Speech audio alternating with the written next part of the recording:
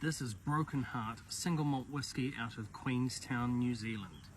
Queenstown is nestled down the bottom of the South Island of New Zealand, and it is a climate of extremes, getting very hot in the summer like it is now, and quite cold in the winter. It's worth noting that Broken Heart has been making a range of gins and liqueurs and other spirits for some time.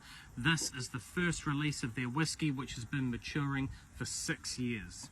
Now, they tell us that it has come from charred bourbon barrels, but also ex-spiced rum barrels. They combine those together to create this delicious... oh, I can't wait. That is... wow. It is very Christmas cake-like. It's got a hint of that spice and some chocolate, ginger, everything that you would expect from something that had spent time in an ex-spiced rum barrel.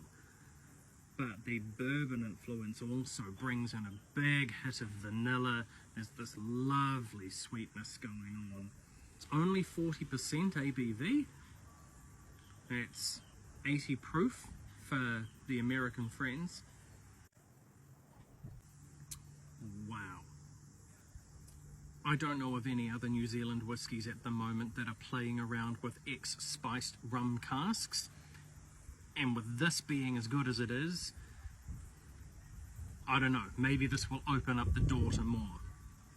That first sip was incredibly approachable. No real kind of big ethanol hit to it, not a whole lot of heat. And this is something that you could just sit and sip, no questions asked. The flavours that I was getting on the nose do pull through onto the palate, so there's no big surprises there. Just real kind of toffee, bit of caramel. Part of it's like a creme brulee kind of element, that almost like caramelized sugar. There is a fruitiness to it that cannot be understated.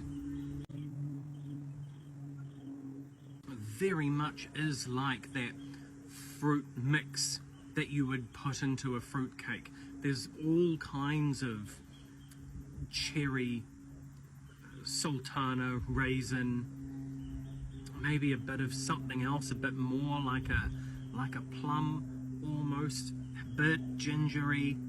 Oh yeah, big hit of glaced cherry on the nose, that lovely kind of sweetness.